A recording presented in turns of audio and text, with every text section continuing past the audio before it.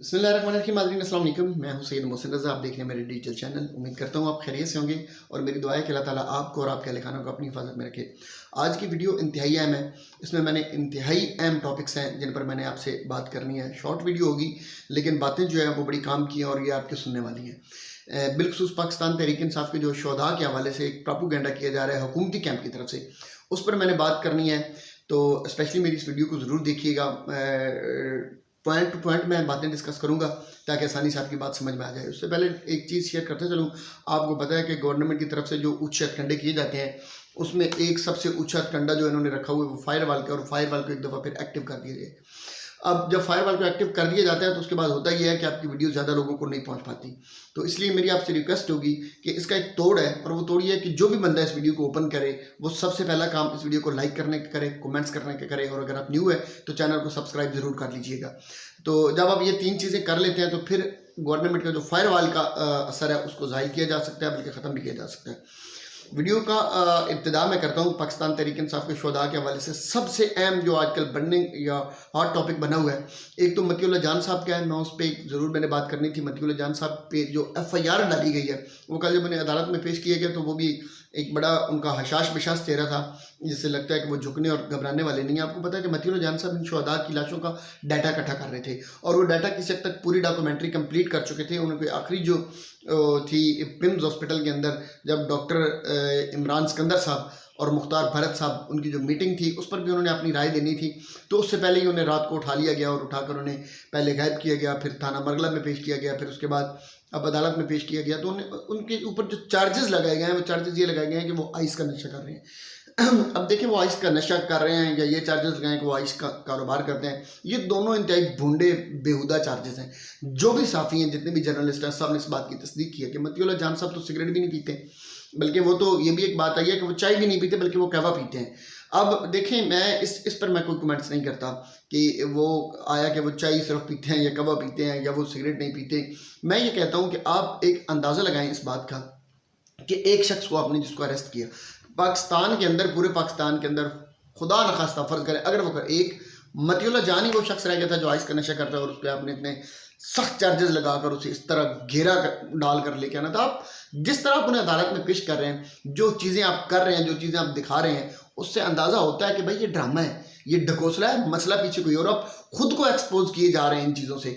तो मतीउल्लाह जान साहब ना तो कोई नशा करते हैं, ना इस तरह की वो एक जीनियस किस्म की शख्सियत है। जो लोग उन्हें मिले हुए हैं, जो लोग उन्हें जानते हैं, उन्हें बड़ी अच्छी तरह पता है कि वो एक रिसर्च बेस्ड स्कॉलर हैं। मसला ये है कि आपका जो मौक़िफ़ है, आपका जो बयानिया है, वो उसकी धज्जियां उड़ाने के लिए जा रहे थे और आपने उसको पकड़ लिया। तो बहरहाल उसके ऊपर तो इंशाल्लाह आवाज़ उठाते रहेंगे हम।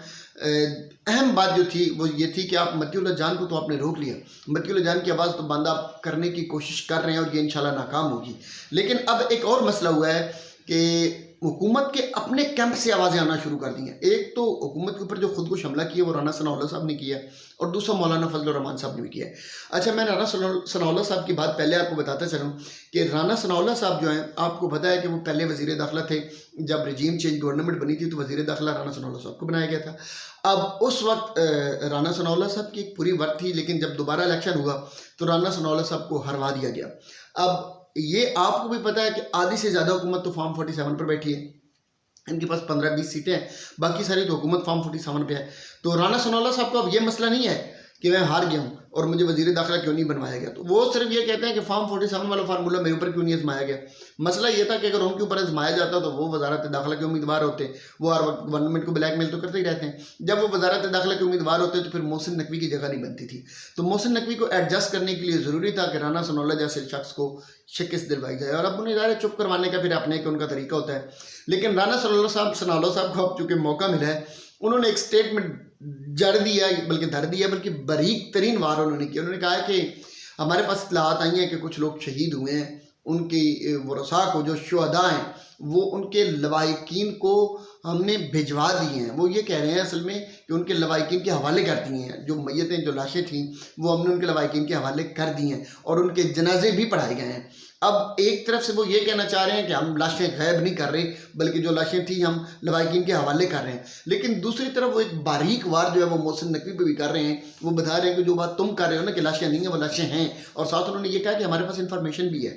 تو رانا ثناء اللہ کی یہ سٹیٹمنٹ کہ لاشیں جو ہیں وہ لواحقین کے حوالے کر دی ہیں، یہ بیسیکلی گورنمنٹ کے اس بیانیہ کی دھجیاں اڑانے کے برابر ہے کہ آپ کہہ رہے ہیں کہ شہید نہیں ہوئے، شہید ہوئے ہیں، لوگوں کو آپ نے مارا ہے. رانا ثناء اللہ صاحب آپ کو خود یہ کہہ رہے ہیں کہ آپ نے لوگوں کو قتل کیا، آپ نے لوگوں کو گولیاں چلائی ہیں، لوگ مرے ہیں، لوگ شہید ہوئے ہیں. تو ایک تو یہ سٹیٹمنٹ رانا ثناء اللہ صاحب کی طرف سے آ گئی، اس پر مزید بھی ابھی بڑے لوگ بولیں گے. دوسری مولانا فضل الرحمان صاحب نے ایک بات کی، آپ کو پتہ ہے وہ عام طور پہ حکومتی کیمپ میں ہوتے ہیں اور حکومت کے حوالے سے وہ بات کرتے ہیں، لیکن آج کل وہ ذرا دلیری کے ساتھ بھی بات کر لیتے ہیں. تو انہوں نے بھی کہا ہے کہ یہ ریاست ہے جس نے سیدھی لوگوں کے اوپر گولیاں چلائی ہیں، یہ ماں ہے جس نے سیدھی عام احتجاج کرنے والے لوگ تھے، انہوں نے بلکہ لفظ استعمال کیا کہ وہ پولیٹیکل ورکر تھے، تو آپ نے پولیٹیکل ورکر کے اوپر گولیاں چلا کر انہیں شہید کر دیا. تو یہ دوسری سٹیٹمنٹ مولانا فضل الرحمان کی طرف سے ہے کہ میں نے آپ کو بتایا کہ مطیع اللہ جان تو جو ریسرچ کر رہے تھے، عام میڈیا، عام لوگ جو بول رہے تھے سو بول رہے تھے، لیکن اب حکومتی کیمپ کے اندر سے بھی آوازیں آنا شروع ہو گئی ہیں. اور مولانا فضل الرحمان کی سٹیٹمنٹ ہو یا رانا ثناء اللہ کی سٹیٹمنٹ ہو، یہ دونوں بڑی ویلیو رکھتی ہیں اور یہ آگے جا کر آپ دیکھیے گا کہ یہ منظرنامہ بھی چینج کریں گی. دوسری بات ایک جو دکھ اور تکلیف کی بات ہے وہ یہ ہے کہ پاکستان تحریک انصاف کی قیادت کیوں خاموش ہے. مجھے یہ سمجھ نہیں آ رہی کہ جب بھی آپ کو یہ کاؤنٹر کیا جاتا ہے کہ آپ کے لوگ شہید نہیں ہوئے، آپ کیا کر رہے ہیں؟ یہ تو آپ کی ذمہ داری تھی. آپ جو لوگ شہید ہوئے ان کا ڈیٹا لیتے ہیں، ان کے گھروں میں جاتے ہیں، ان کے پیرنٹس سے ویڈیو بنواتے ہیں. اب 3 دن تو ہو گئے ہیں نا آج آلموسٹ، تو ان 3 دنوں کے اندر آپ ایسا کیا کر رہے ہیں؟ آپ کیوں ان شہداء کو سامنے نہیں لا رہے؟ کیوں ان کے جنازے کی ویڈیو نہیں پیش کر رہے؟ کیوں ان کے والدین کے انٹرویوز آپ پیش نہیں کر رہے؟ یہ تو آپ کا کام تھا، یہ حکومت کا کام تو نہیں ہے نا، یا یہ حکومت سے ناراض لوگوں کا کام تو نہیں ہے نا، یہ عام جرنلسٹ کا کام تو نہیں ہے نا. آپ انتظامات تو آپ نے کرنے تھے، آپ کے پاس ایک شخص کا ڈیٹا موجود ہونا چاہیے تھا. جو آپ کے لوگ شہید ہوئے وہ آپ سے یقیناً کانٹیکٹ بھی کر رہے ہوں گے. آپ نے 1 کروڑ روپے کا اعلان کر دیا، 1 کروڑ روپیہ آپ نے شہداء کو ہوا میں دینا ہے، کسی شخص کو ہی دینا ہے نا، وہ ڈیٹا ہی نہیں ہے آپ کے پاس، تو آپ کس کو دیں گے؟ تو سب سے پہلی جو حکومت یہ غفلت کر رہی ہے یا پھر حکومت جان بوجھ کے کر رہی ہے، اس کی سمجھ نہیں آ رہی ہے. میں تو پہلے بھی یہ کہہ رہا ہوں کہ پی ٹی آئی کی جو سیکنڈ لائن قیادت ہے وہ کمپرومائزڈ ہے. شاید اسی وجہ سے ہی صاحبزادہ حامد رضا جو ہیں وہ بھی ریزائن کر چکے ہیں اور وہ سائڈ پہ ہونے کی سوچ رہے ہیں، اور بھی لوگ جو ہیں وہ ریزائن کرنے کا سوچ رہے ہیں. تو یہ پاکستان تحریک انصاف کی جو سیکنڈ لائن قیادت ہے وہ بہت ہی کمپرومائز ہو چکی ہے، اسپیشلی اس حوالے سے جس غفلت کا وہ مظاہرہ کر رہی ہے. یہ تو سارے کے سارے شہداء یہ سارے ضائع ہو جائیں گی، ان کی ساری قربانیاں، یہ سارے کا سارا خون رائے گاں جائے گا، اور یہ جان بوجھ کے رائے گاں کروایا جا رہا ہے. اس لیے میری ایک ریکویسٹ ہے پاکستان تحریک انصاف کے جو لوگ یہ چیزیں کر سکتے ہیں، جو ڈیٹا کلیکٹ کر سکتے ہیں، جو عام ورکر ہیں جس علاقے کے بھی، ان کو چاہیے کہ وہاں سے ویڈیو بنائیں، وہ ویڈیو بنا کر ان کے والدین کے خود جا کے انٹرویوز کریں اور وہ میڈیا پر، سوشل میڈیا پر ان کو شیئر کریں، تاکہ یہ پروف جو ہیں، جو لوگ کہتے ہیں کہ ہمارے پاس ثبوت نہیں، ان کو ثبوت پیش کیے جا سکیں. اللہ تعالیٰ آپ سب کا حامی و ناصر ہو. جو بھی اپڈیٹ آئے گی آپ سے شیئر کروں گا، دعاؤں میں یاد رکھیے گا. السلام علیکم. گزارش کرتا چلوں آخر میں ایک مرتبہ پھر کہ چینل کو ضرور سبسکرائب کر لیجیے گا.